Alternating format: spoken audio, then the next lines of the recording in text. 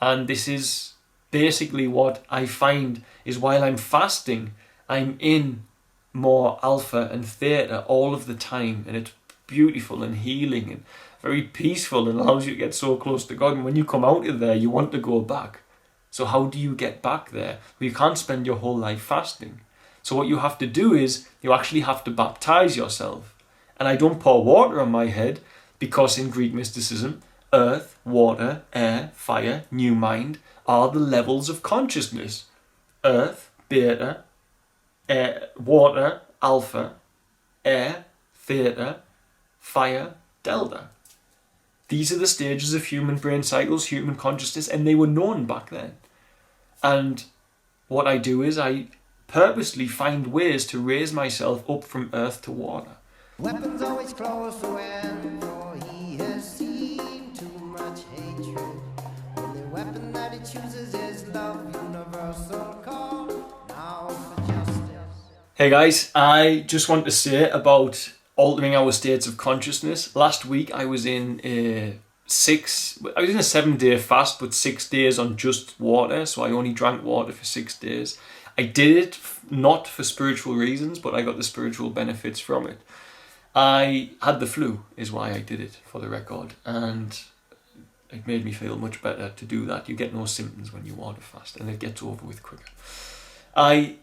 Because of that, though, had a very altered and heightened state of consciousness, and God used that many times. He whispered in my ear to do certain things. I've just made a video speaking about depression where I mentioned this, where a young lady contacted me, and out of all the lots of messages I received, hundreds of messages I received this week from all the new subs, etc., I clicked on only her message one night, and she was the one who was asking for some help with something, and I knew God had put me there, and because I was light, he was able to put me there.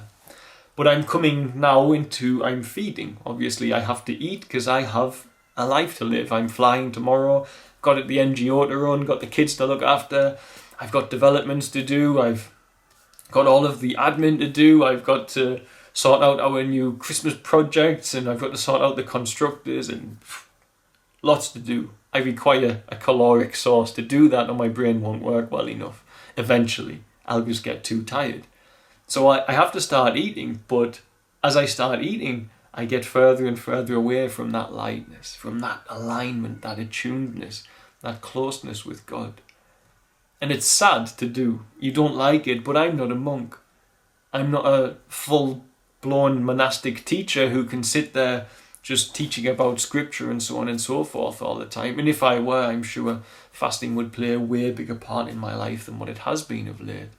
But as I drift out, I feel my connection not severing, but just getting that little bit quieter, which means I have to do more to get into the middle of myself, to be able to get back to that connection so I can hear what God needs me to do, or so God can answer my prayers.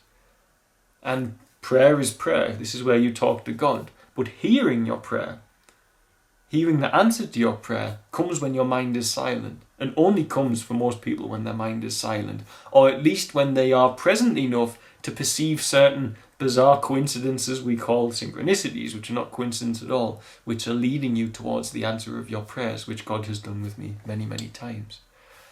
So I feel myself coming away from there, and I feel a need to stay more centered. It takes more effort because I'm coming further out the fast. I've got to stay more connected to that centered part of myself.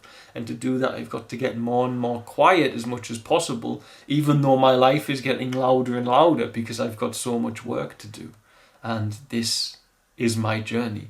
My journey is not a monastic monk. As I say, I don't sit in prayer and meditation all the time.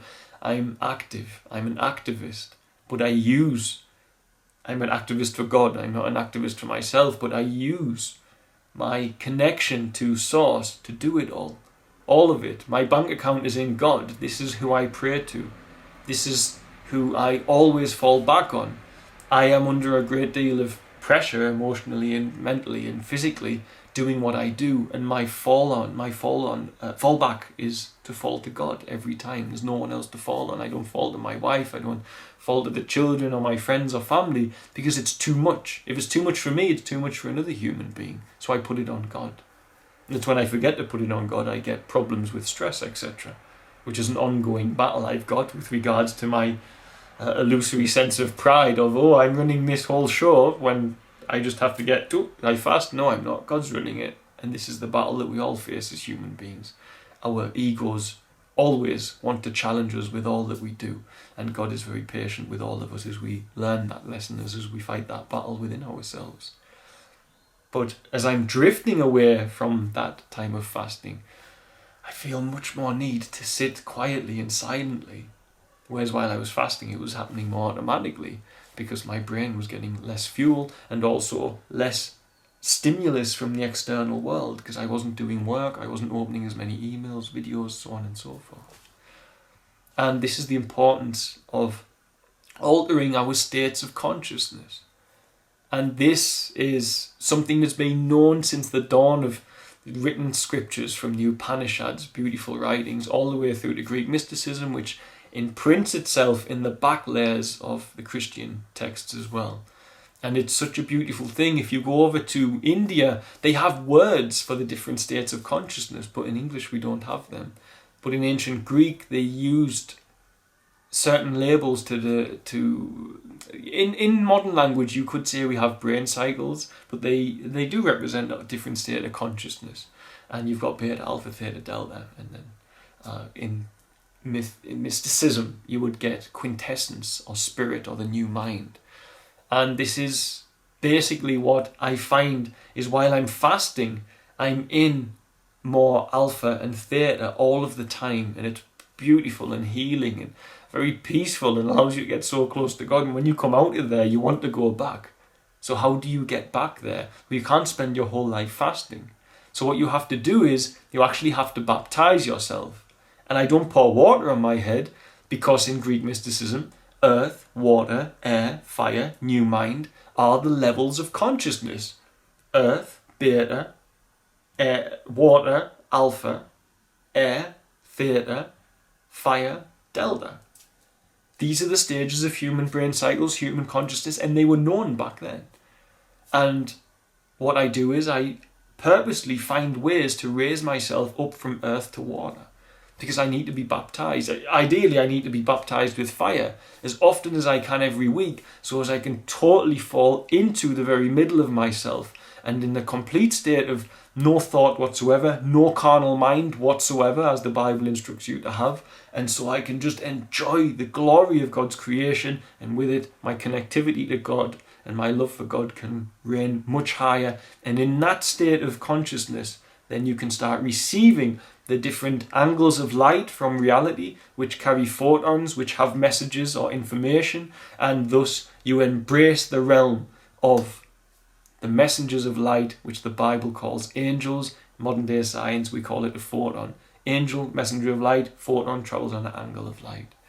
And the alteration of my consciousness is a constant journey, and I feel myself on that journey today more than I have in a while, because I'm just coming out of that fasting state, and tomorrow I have to fly, so I'm busy and I don't want to be, because I hunger going back there.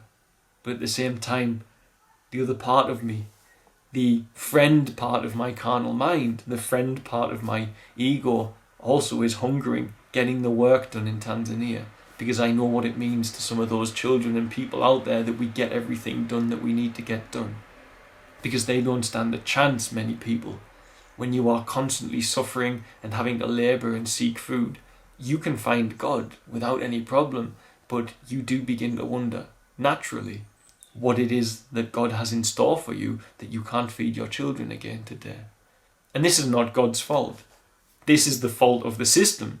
And the system is not in any way subject to the laws of God, because the system was created by the prince of this world. And as we know, the prince of this world is a rebellion against God. And thus the systems, the governments, the inequality, the financial systems, so on and so forth, for all they can help us when controlled by the Christ consciousness, they don't help us because they are controlled by the Antichrist consciousness. And this is where we have the problems that we face. Children being born into systems that are not safe, that are not fair, not safe, and don't have guarantees of equality. And thus, on we go, trying to fix these problems. But I can't fix them unless I get back to that state of being. And I can't get back there without finding ways to alter my consciousness. And if I wasn't unwell, I'd be going for long runs on an empty stomach, as I like to do, or so on and so forth. But instead, all I can do is sit quietly and follow my breath until I'm not thinking. And when I'm not thinking, I can shut off the carnal mind, and I can talk to God, and also refresh and refuel myself in the same way that I was getting in a big way whilst I was fasting. So, consciousness. Get used to the idea that we as human beings, we have a constant state of consciousness. There's nothing wrong with trying to change that, and the idea is in changing that you can perceive new aspects of your reality and different ways to perceive your reality. And this is important. We must teach our children that. Teach our children that altering your state of consciousness is part of human life. Not supposed to do it with drugs. Although in the West we are quite happy to do it with drugs because everybody's drinking alcohol most of the time. We like to alter our state of consciousness. We just like to alter it in the most unproductive way possible, unfortunately. But get used to the idea that altering your state of consciousness is part of your human workings. And it's a wonderful thing. Who doesn't like to feel in their heart on the verge of tears and so sensitive to all the beauty around them? Everybody loves that feeling. You're so light you can get anything done. Who doesn't despise being bogged down and stuck in your thoughts and depressed and don't know what to do? It's all altered state of consciousness. You'd rather be up in your heart. As the Hindus would say, in your heart chakra. You'd rather be up in that state of consciousness where you're on the verge of tears and open and overwhelmed by the beauty of life. You've got to get into the habit of seeing it that way and then working on the techniques and tools we have to alter that. And we can do that instead of just, which most of us are doing, wasting our time with mindless entertainment and so on and so forth. We can work on constructive ways to alter and control the states of consciousness within ourselves to be more productive as a species. God bless. Bye. Thanks for watching. Don't forget to like, share and subscribe, as it really helps us to grow the channel and with it help more children here in Tanzania. Also, don't forget you can support our work by sharing with children in crisis here, be it sharing for a particular need or even sharing one-on-one support for education, housing, food and medical care. It can be done for as little as the cost of a cup of coffee a week back in the West after all. Just visit www.sharetanzania.co.uk to find out more.